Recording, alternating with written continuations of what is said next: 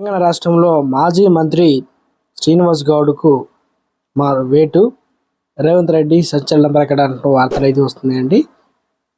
ఆ వివరాలు అనేది వీడియో రూపంలో తెలుస్తాయి. వీడియో స్కిప్ చేయకుండా ఎండ్ వరకు చూడండి, ఇన్ఫర్మేషన్ అయితే అర్థమవుతుంది. మరోసారి ఛానల్స్ సబ్స్క్రైబ్ చేసుకొని బెల్ ఐకాన్ ఆల్స్ పెట్టి ట్యాప్ చేయండి. వీడియో లైక్ చేయడం మాత్రం మర్చిపోకండి. మిత్రులందరికీ వీడియోను షేర్ చేయండి.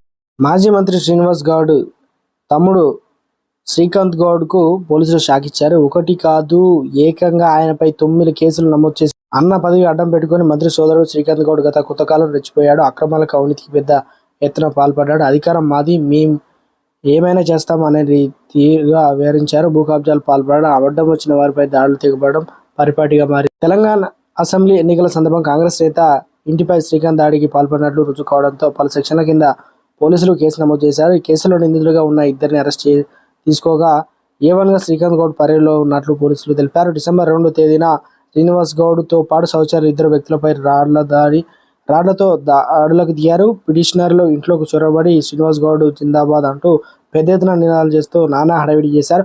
తమను చంపేస్తామని వివరించారని, ఇంట్లో ఉన్న వస్తువులను ధ్వంసం చేశారంటూ పోలీసులు సదరు బాధితులు ఫిర్యాదు అయితే చేశారు.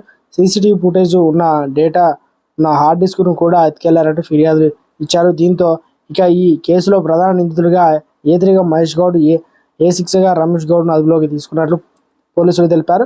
మరో నిందితుడు శ్రీనివాస్ గౌడ్ తమ్ముడు శ్రీకాంత్ గౌడ్ పరేడ్లో ఉన్నాడని, త్వరలోనే అదుపులోకి తీసుకుంటామని, దాడి సమయంలో ఇంట్లో కనిపించకుండా పోయిన హార్డ్ డిస్క్లు బైపాస్ రోడ్డు ద్వారా దగ్గర స్వాధీనం చేసుకున్నట్లు వెల్లడించారు.